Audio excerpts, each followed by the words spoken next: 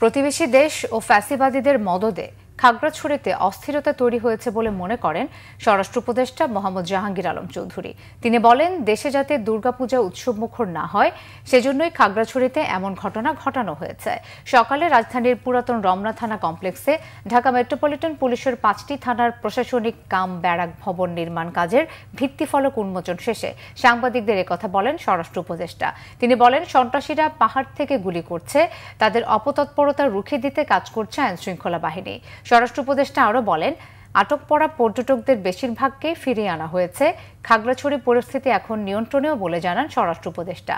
থানা ভবন নির্মাণ কাজের উদ্বোধন অনুষ্ঠানে তিনি বলেন, জনদুর্ভোগ নিরসন, পুলিশি সেবা মানুষের দোরগোড়ায় পৌঁছে দেয়া ও থানার সেবার মান আরও উন্নত ও আধুনিক করার লক্ষ্যে রাজধানীর প্রতিটি থানা নিজস্ব ভবনে স্থানান্তরের প্রয়োজনীয় ব্যবস্থা নেওয়া হচ্ছে।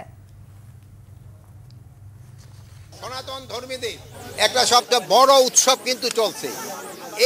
এই উৎসবটাকে যেন আমরা শান্তিপূর্ণভাবে করার জন্য আমরা সব ধরনের প্রস্তুতি নিচ্ছি।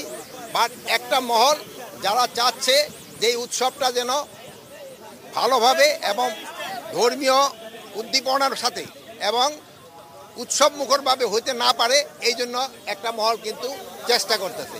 এই একটা মহলে কিন্তু এই খাগড়াছড়িতে এই ঘটনাটা ঘটার চেষ্টা। ভারতের ইন্ধনে বা ফ্যাসিস্টদের ইন্ধনে এই ঘটনাটা ঘটাচ্ছে।